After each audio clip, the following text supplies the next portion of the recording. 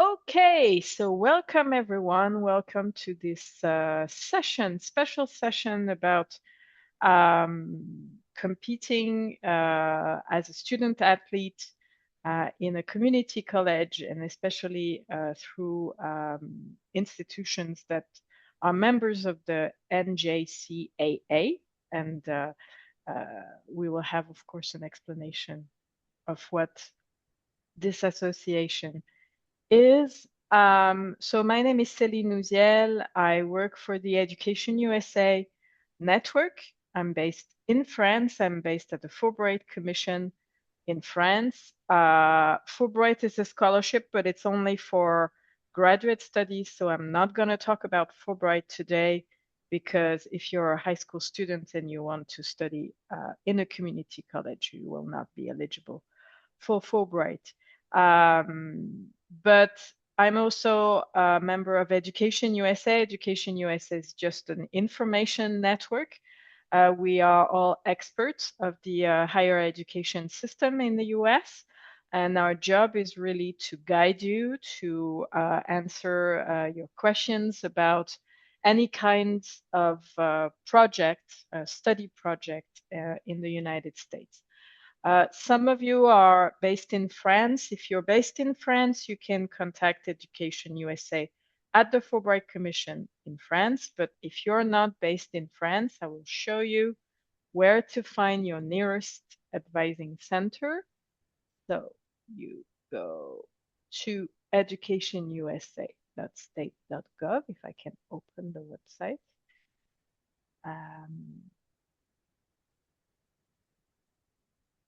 educationusa.state.gov, and then you click on Find an Advising Center. And you have advisors everywhere in the world. In France, it's just me. But in the rest of the world, there are several other colleagues who can answer your question and guide you according to your local context. I know a lot about US universities, but I cannot compare it, for example, with the German system or with a system from Bolivia or another country. I would like to leave the microphone to Jan, who is going to present about what is a community college. Great, thank you so much. Good morning, everyone. My name is Yan. I work for Pima Community College in Tucson, Arizona. I am the director of international education for our Center for International Education. Thank you so much for joining this webinar. I'm going to take a few minutes to talk about U.S. community colleges. All right. U.S. community colleges was funded in 1901, so over 100 years old. Around right now, among 4,000 higher education institutions, 1,100 community colleges are represented. And every year, there are 13 million students served annually. And every year, community colleges combined offered 1 million degrees, certificates, and award per year. So also, almost half of all undergraduate students are attending community colleges. Many students in Europe probably do not know what a community college is. We are a junior college. We offer the first and second years of undergraduate education. There are a lot of benefits to attend a community colleges. For example, number one, most attractive benefit for international students is the low tuition cost. On average, international students pay about $7,000 to $12,000 per year for tuition. And of course, if you are in NJCAA system, you are awarded, you have a potential to get scholarship. Community colleges have open access. And students, as long as they meet the minimum language requirement, they usually can be admitted. And we also have transfer partnerships with a lead, very prestigious universities. We call it 2+2 programs. Students who complete associate degrees at a community college can transfer to a university to get their bachelor's degree. Still, it only takes them 4 years to complete a bachelor's degree. Personal attention, community college faculty core they are not pressured to do research, so they can focus on teaching. And also, community colleges have counselors, academic advisors, and administrators, and a success coach, a free tutoring center, a lot of services to support your success. Also, at a community college, international students, after they get associate degree, they can choose to do a 1 year OPT. Normally, international students in the US are not allowed to work off campus when they are in school. However, with associate degree, they can apply for OPT to work off campus for a full year. And there are many other benefits. For example, community college classrooms are small. On average, it's about 25 students. At Pima, it's 18 students. And free tutoring centers, free academic counseling, and free fitness centers, and many more. And the community colleges are just like universities. So we also have a vibrant student life and cultural experiences.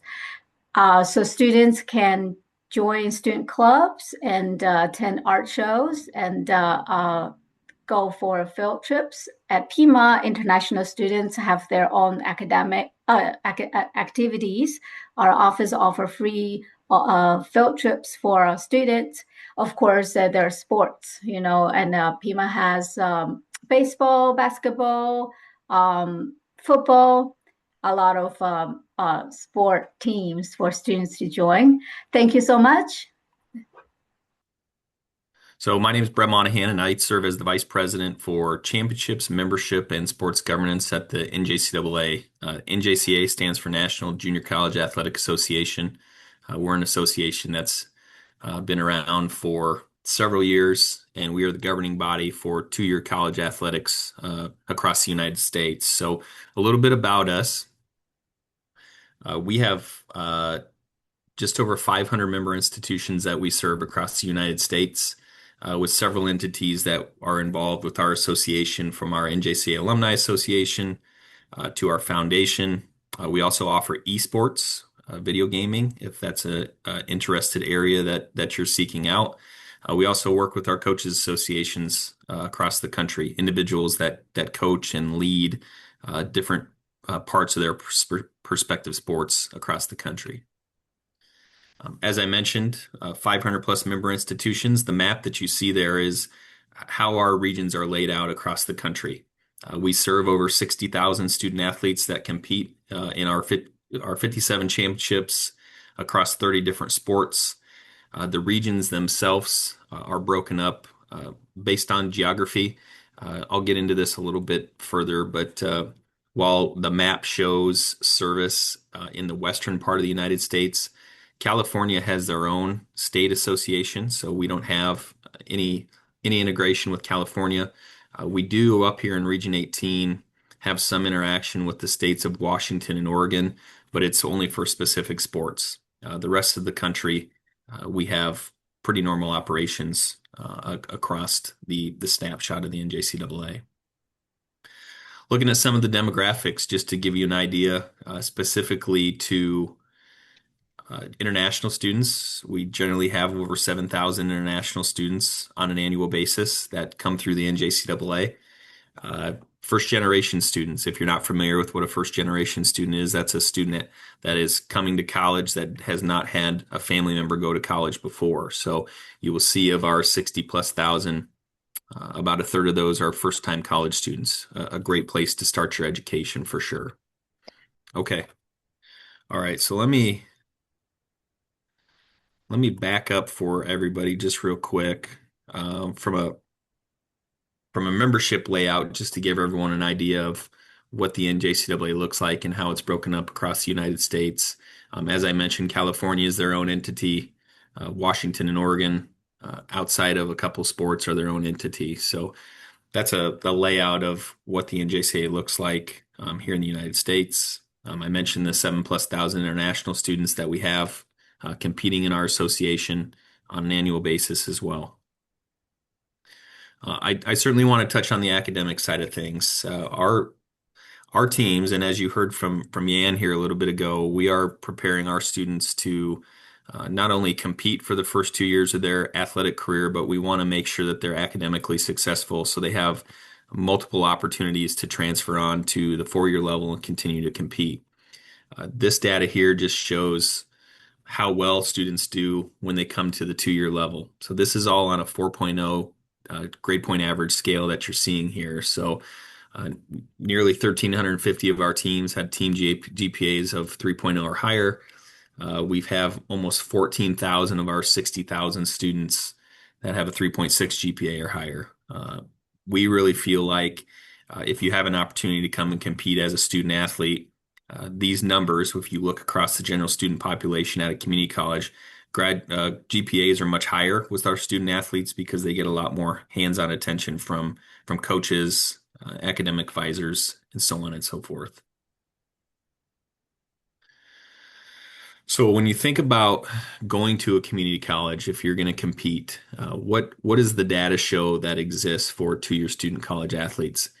70% of those that come to an NJCAA school transfer on to a 4-year school.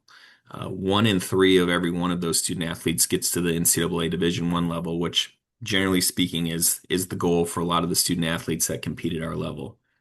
I mentioned this a little bit ago, having first-generation students that come through. A first-generation student athlete persists academically much higher than a first-generation student that's part of the general student population. Again, this I think has a lot to do with the access to coaches and the support that you receive as a first-generation student. But I would also liken that to an international student coming to a new country and participating not only in athletics, maybe a sport that you've played for a long, long time, but getting into the academic rigor on a college campus. Maybe the language is secondarily to you. So this number here certainly lends itself to international students as well. In the past 5 years, 92% of NJCAA student athletes that have transferred on are either on track to graduate or have obtained their bachelor's degree, which is a phenomenal number in itself. This data right here is taken from one of our member institutions, Union County College, which is up in New Jersey. This is a cohort of students that they tracked over a period of time at their institution. And this just speaks a little bit more to the success of student athletes on a campus and their cohorts. So the blue lines that you're seeing here are completion rates of their student athletes on their campus, where the gray lines are the completion rates of their general student population.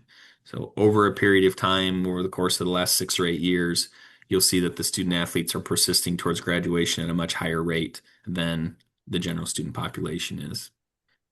This same data they pulled with graduation rates, they competent to tutors, honor students, Phi Theta Kappa students, and then their general student population. So again, the student athletes are persisting at a very high rate. They're earning that degree, which is the most important thing. And as you seek out opportunities at the 4-year level, that's what those coaches are going to want to see. They're going to want to see that you completed that 4-year degree. It makes you transferable to many institutions across the country, regardless of level. So what are our sport offerings? Here's a listing from a men's and women's sport. We've also got co-ed competitive cheer that we offer as well. So we offer 30 sports across our association. Those feed into our 57 national championships that we offer on an annual basis. We have 3 divisions within the NJCAA, Division 1, 2, and 3. And really what that comes down to is level of scholarship, athletic scholarship that can be offered to a student athlete at that member institution. Division ones do have the ability to offer full scholarships, and I want to be for sure that I get this out there. They have the ability to do that. That doesn't mean they necessarily do that. Some institutions decide to compete at the Division One level, but opt not to offer full scholarships because they feel like the investment that they're making for their student athletes competing at the Division One level is the highest level, and they want them to participate at such level. It may have something to do with the other schools that are in their area as well. Division two schools have the ability to offer full tuition and book scholarships. They can't do anything with room or board, with anything with transportation, anything along those lines. And then our Division three level is a non-scholarship athletic level.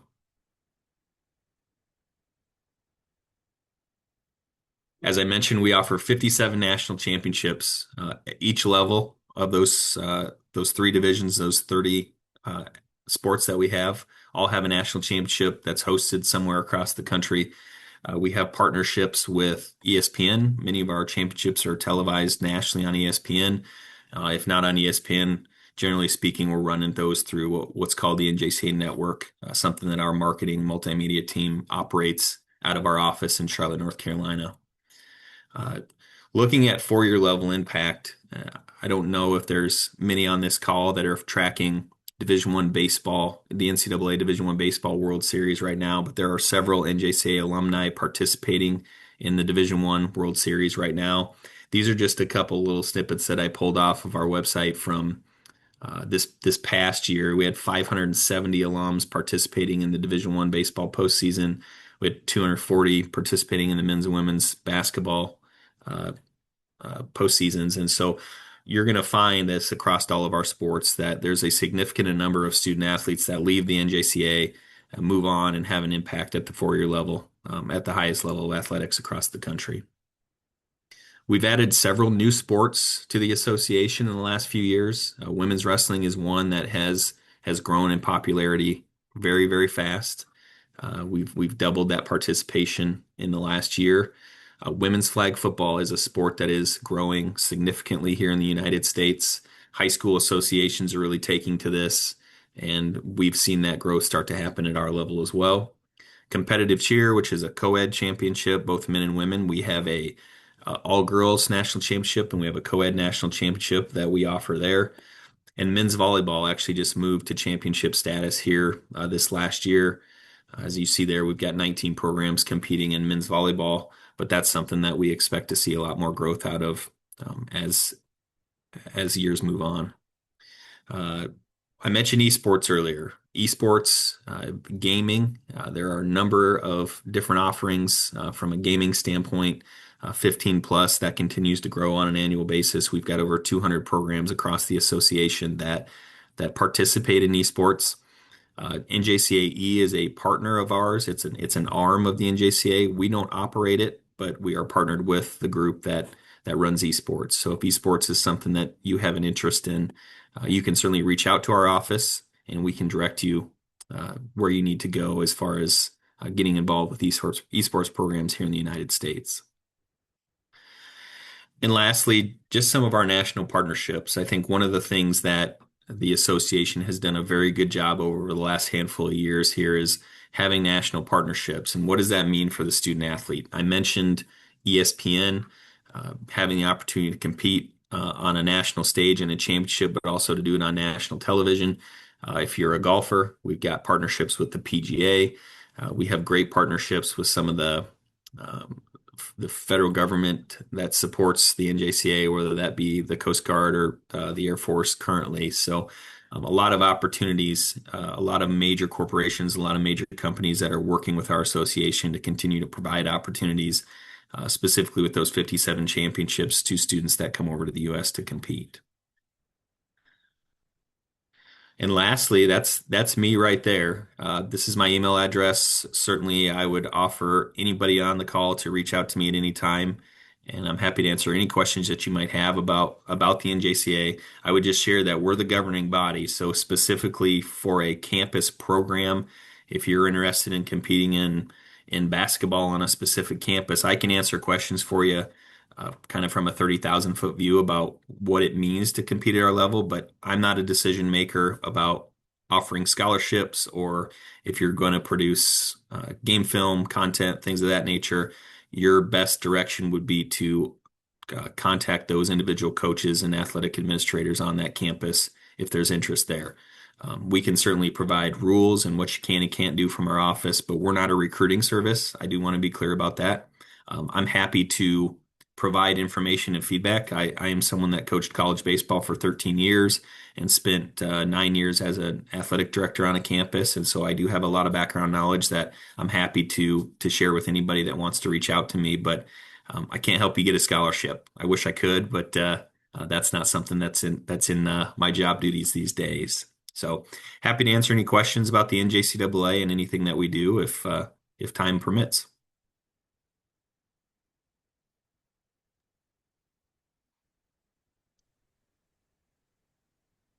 So do you have any question? If you have specific questions, I would, you can unmute your microphone or you can write your question on the chat. I have some questions. Do you have any idea of the calendar? For example, when to start the procedure? What is the best time to start the procedure? And when to contact the coach, for example, or hmm So my suggestion is, so I'm gonna speak from some United States lingo here, okay? So making sure everyone's understanding where I'm coming from. Your what I would call your junior year in high school. So this in the US, you're going to high school for 4 years. Your junior year, which is that third year, I would be very active during that time period because Mhm. our coaches can start to sign student athletes to national letters of intent, which is a scholarship agreement in the fall of their senior year, which would be November 1st, they can start signing. So you want to be active out ahead of that if you want to try and seek out a scholarship. So I would tell you, and I was just gonna, Thomas, I was just gonna answer your question. Actually, I see that pop up here. So email those coaches. I would really recommend that you send any and all information that you can, whether that's film or video of you participating in your sport. Provide academic information to them as best you can. Contacts, coaches that they can reach out to that have coached you that can give feedback there. Um, I would also tell you that it's important to be personal with these things. And what I mean by that is don't copy and paste a whole bunch of the same emails and send them out to a bunch of coaches because coaches get inundated on a regular basis with emails from kids from all over the world. And so how can you stand out when you contact that coach? And if it's a copy pasted email that sounds the same for everybody, coaches are going to know that. So find something about their institution that attracts you. Hey, coach, I really like that you all have, a championship level program and you've got some direction towards a degree in an area that I'm really interested in. And so whatever you can do to emphasize the personal, that's what I would do, and do it early because recruiting is an ever evolving world, and I think the earlier you can get on a coach's radar, the better off you're going to be.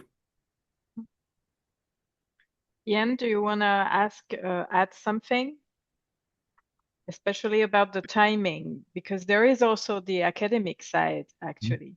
Exactly. So other than, reaching out to the coach, if you are an international student and you also want to contact the international office of a different schools you want to go and to get your visa process started as soon as possible.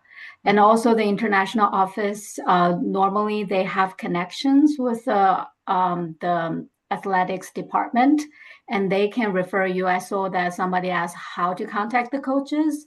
A lot of students contact our office first, then we connect them to the coaches. Of course, Pima has that dedicated website for athletics, so students can find the coaches' information that way too. Yep. And I think Yan makes a good point there about the visa process. That depending upon the institution, that can take much longer than you expect it to sometimes. So certainly to that end, outside of just being recruited, starting that process sooner. And if you start that process with the institution, that's going to show the coach that you're very interested in what they've got going on. And sometimes international students may come to, for example, for Pima Tucson, early to try out. They do the summer tryout too with different teams. Okay, there's a question about women artistic gymnastics. I'm not sure it's the right word for that. Maybe there's a more proper. Sure. So the NJCAA does not have gymnastics as a sanctioned sport. Uh, the closest thing that we get to is probably the competitive cheer world. I want to be clear about that. It's not what you see as like a sideline cheer. There's a lot of tumbling. There's a lot of rhythmic involved with that. You could jump onto our website and see some of what that is by going to the network and watching some of that championship from last year. I don't know that it necessarily maybe checks the box of what this young person's looking for there, but unfortunately, we don't have a gymnastics offering at our level. Mhm. Yeah, other questions?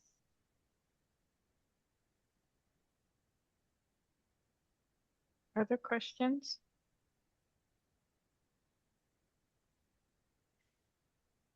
So I'm thinking also the question is how to find the best schools. Do you have any advice about that? Well, I'd get in probably in a lot of trouble if I didn't say Pima right out of the gate.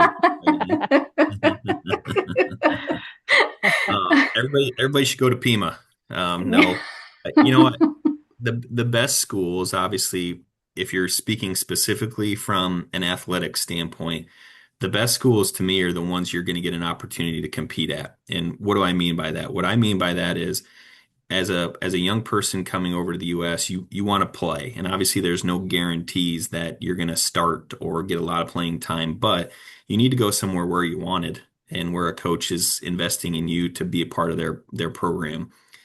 Specifically for the athletic side of things. Obviously, there's a lot that goes into making a decision from the cost to maybe location has a little bit to do with it for Mm, you. Certainly, the academic pathways that they can provide to you that get you on the right track. I would tell you that all of the resources that an institution offers that can help you be successful, whether that's English as a second language type courses. There's plenty of community colleges that have those. The academic centers, if they do have a international student uh, office, not every institution has that. As when you find those supports, you're going to do much better. But I think specifically for an athletic standpoint, you need to go somewhere where the coach sees you as a person that can help them. Because if that's the case, they're going to want to develop you, help you, give you that opportunity. And if moving on to the 4-year level to compete is what you want, you have to play at our level to have a lot better opportunity to transfer on. hmm Okay. So is it true that it's much, of course, I think I know the answer, but that is, of course, less complicated, less competitive to try to get into an NJCAA team. Do you still need to have a very high level of aesthetic skills, just like the NCAA, sorry. Yeah, I Is mean, it I this? think what you're going to find at our level is it's a very high level of athletic individual. Now, we will have some programs across the country that they may offer a junior varsity program. We don't have nationally speaking, we don't have restrictions on rosters. And so I've been at institutions before where I was a baseball coach. Maybe we had 50 baseball players, but generally speaking, about 25 of those are competing with our varsity. And then we've got a secondary group that's competing as well. So it varies, I would tell you, from institution to institution, but the level of student athlete running around at our best programs are as good as the NCAA Division I level. Mhm.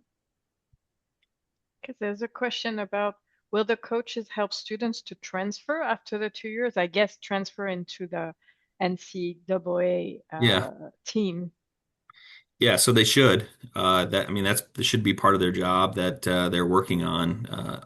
I can't promise you that's going to happen everywhere. I don't claim to know every coach, but part of the value for a community college coach is to move their student athletes onto the 4-year level. Because if I'm sending all my student athletes on to the Power Four level of Division One athletics or just NCAA Division One athletics in general, that's a good selling piece for me as I continue to recruit student athletes in the future. So they should be very active with you in that process while you're on campus there, without a doubt. Um, Okay. Hmm. Looks like there's another question around scholarships. Uh-huh. So what are some other scholarships that are available for international students besides athletics? I think that's probably going to be institution to institution. Mm. I know at the most recent member college I worked at, we had some international scholarships set aside for uh, whether that's a general student population, a student coming over from another country to attend that college, or if they were coupling that with other athletic money. I don't know how it works at Pima, Yan, for you. We had a foundation that students could apply through, do an application, fill it out, and potentially get scholarship offer that way. Yeah, Pima has the foundation, but it's offered to existing current students. So once the student is admitted, then they are qualified to search in the base database to apply for scholarship. Currently, we do not have scholarship for student applicants. Hmm. NJCAA scholarship is actually one of the best scholarships for international students for sure. I believe all of our international student athletes are attending Pima with the scholarship. Hmm. And we can use the scholarship letter as part of the financial support too when we admit students for the visa purpose for CBIS I-20. Hmm. And to answer the earlier question, we have transferred many international students to NCAA universities every year. Every year we do that. One thing I think students need to know is that to qualify for NJCAA, students have to be enrolled in academic programs. They cannot do ESL. And Mm. and also they need to complete their associate degrees in 2 years. Okay. So yeah, at Pima we have a dedicated academic advisor, Ella, who is assigned to all athletes, and she helps all students to achieve this goal to complete their associate degrees in 2 years and then successfully transfer to a 4-year university. So it means that while they are doing ESL programs, they cannot compete. That's right? They cannot. Yeah, Okay. they cannot. Yeah, they need to be enrolled in an academic program, or they can finish their ESL, then start to compete. Yeah, in NJCAA. Okay. So yeah, and just real quick on that is at Pima, is the ESL offered as like a non-credit It is opportunity? credit. It It is is? credit. Yeah, but unfortunately, I don't know why. I mean, that what we were told is ESL students are not qualified. So or We should, either is a qualification or is the time limit. Because they can only have 2 years to complete. They maybe compete in ESL, but they only have 2 years in a junior college. If they used up the 2 years in a ESL program, and then that's that might be the case. Sorry, I'm not 100%, yep. but I think that 2 years is the limit. Yeah, so as long as it's graded credit, they can use it to be eligible. But to your point, that's not going to be transferable to, and so Mm-hmm. their Mm. transfer opportunities would Mm-hmm.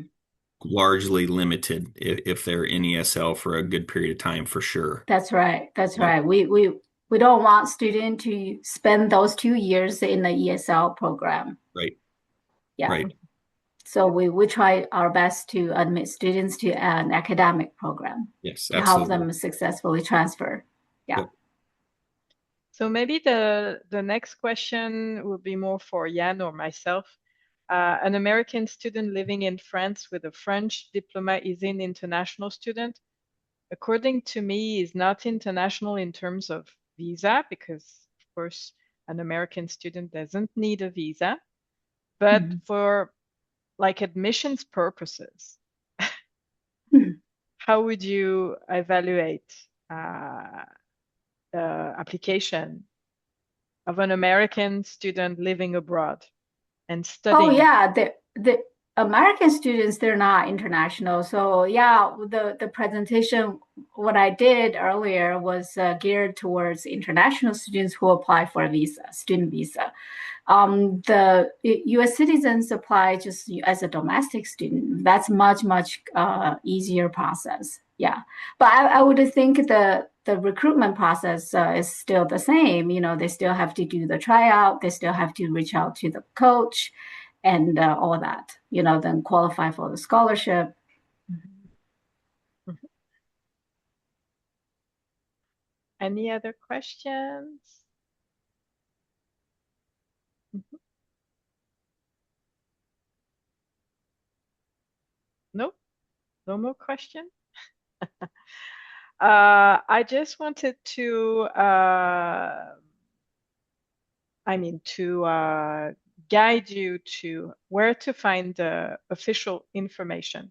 So first, really, the first place to go to for those who arrived a little bit late after my presentation is to check the Education USA website. So if you go on the general Education USA website, let me share it again with you. Uh,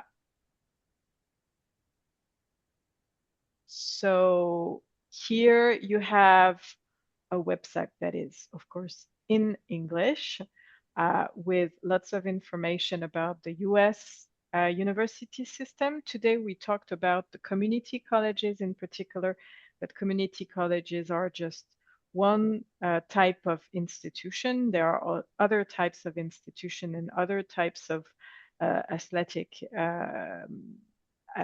scholarship or athletic competition. And then here you see the 5 steps. So normally all advisors from the Education USA network they are all able to guide you through the 5 steps. So if you live in France and you need guidance for one or more of those steps, you can contact me. Normally, you have my email address, or you can, if you don't live in France, if you did not study in France, please contact your local Education USA advisor. Here you have advising centers all over the world. Um, and you also of course, have some basic information here on this website, but it's really the overall system, and it does not apply to one particular country. So if you want to have specific information for, you know, if you are a French high school student, just contact me, because there are some differences. For example, in the French system, there are some requirements that students from Bolivia won't have. I just checking if there are no other questions. Okay, so thank you, everybody. Just for those who are French, I'm going to show you, I hope you still see my screen, the website of the Education USA Advising Center in France. I repeat, for those who did not arrive at the beginning of the session, Education USA France is based in an organization called Franco-American Commission, or Fulbright France. Fulbright France first mission is to administer scholarships, but it's for graduate studies, so it's not for undergraduate studies, meaning either community colleges or bachelor's degree. But we have a second mission, is to give you general information about higher education in the US. Here you have all our contact information, how to reach out to us. You have also, if you wish to take an appointment, one-to-one appointment with me. Again, I'm repeating that only if you live in France. You also have very general information about the US university system written in French. So the 5 steps, the 5 étapes, the different tests, admission tests such as TOEFL. We didn't talk about that, but you will need to take an English test so as to for the academic admission. But generally, you don't need to take the SAT or the ACT for community colleges. I never heard any community colleges who required the SAT. I see. Okay, it's just thank you note. So thank you, everybody. So this session was recorded. So I will send the recording to everyone who register for that session, and I will also put it on our YouTube channel. Thank you so much, Dr. Monaghan. Thank you, Jan, and Thank you. have a great day, because in your side of the Atlantic it's just We're just getting started here. Thank you so much. You bet. Thank you. Bye.